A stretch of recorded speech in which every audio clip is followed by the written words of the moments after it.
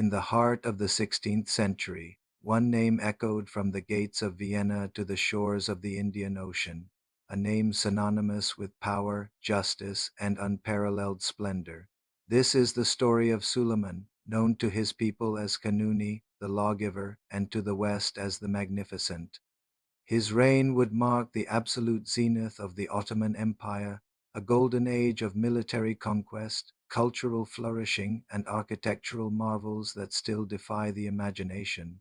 Suleiman ascended to the throne in 1520, inheriting an empire already vast and powerful, but he was not a man to rest on the laurels of his predecessors.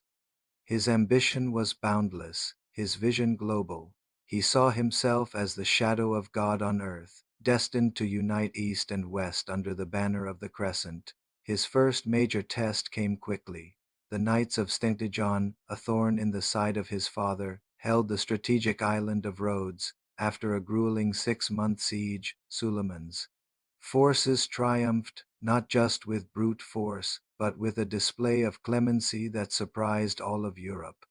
He allowed the defeated knights to leave with their arms and honor, a gesture that cemented his reputation as both a formidable warrior and a just ruler. With the Mediterranean's eastern flank secured, Suleiman turned his gaze to the heart of Europe. The Kingdom of Hungary stood as the bastion of Christendom, a formidable barrier to Ottoman expansion in 1526 on the plains of one of the most decisive battles of the era unfolded. The Ottoman army, with its superior numbers, disciplined janissaries, and devastating cannon fire, shattered the Hungarian forces in a matter of hours. The king himself lay dead on the battlefield. The road to Central Europe was now wide open. 3 years later, Suleiman stood before the walls of Vienna, the very heart of the Habsburg domains. The siege of Vienna sent shockwaves across the continent. It was the high water mark of Ottoman expansion into Europe. Though the city held out, thanks to fierce resistance and the onset of an early winter, the message was clear. No capital was safe. No monarch could ignore the power of the Sultan. Suleiman had brought the might of the East to the doorstep of the West. While his armies marched across land, Suleiman knew that true global dominance required control of the seas. For this, he turned to a man as feared and respected as any admiral in history, Hayred Barbarossa, a former corsair. Barbarossa became the Grand Admiral of the Ottoman fleet. Under his command, the Ottoman navy became the undisputed master of the Mediterranean. From the triumph at the Battle of Preveza to raiding the coasts of Spain and Italy, Barbarossa secured vital trade routes, projected Ottoman power, and turned the Mediterranean into what many called an Ottoman lake. This naval supremacy was crucial, funding the empire's vast ambitions and ensuring its security. Yet Suleiman's legacy is not just one of war and conquest. His reign is remembered as a golden age of art, culture, and law.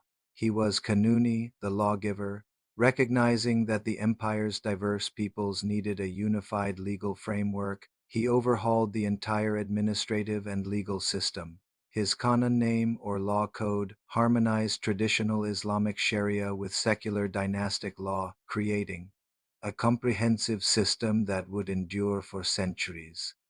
It covered everything from criminal law and land tenure to taxation, ensuring a measure of justice and stability across his vast and varied lands. This commitment to order was as fundamental to his power as any army. Back in Istanbul, the Topkapi Palace was not just the seat of government. It was a vibrant, complex world of its own, a stage for high-stakes political drama. And at the center of this drama was a woman who defied every convention of her time. Hurrem Sultan, known in the West as Roxalana, captured as a slave from Ruthenia, her intelligence, charm, and ruthless ambition captivated Suleiman. She shattered centuries of tradition, rising from concubine to become his legal wife. Her influence over the Sultan was immense, and she played a key role in court politics, succession struggles, and foreign diplomacy. She corresponded with foreign queens, sponsored massive public works, and forever changed the role of women in the Ottoman court. Her story is a testament to the intricate and often perilous politics that unfolded behind the palace walls. The visual legacy of Suleiman's reign is perhaps its most enduring.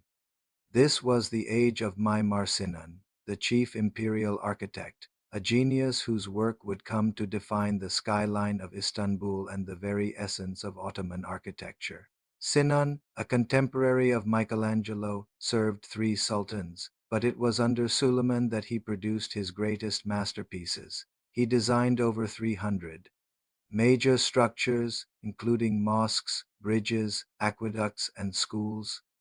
His work was a brilliant synthesis of Byzantine and Islamic traditions, characterized by vast, light-filled interior spaces crowned by seemingly weightless domes.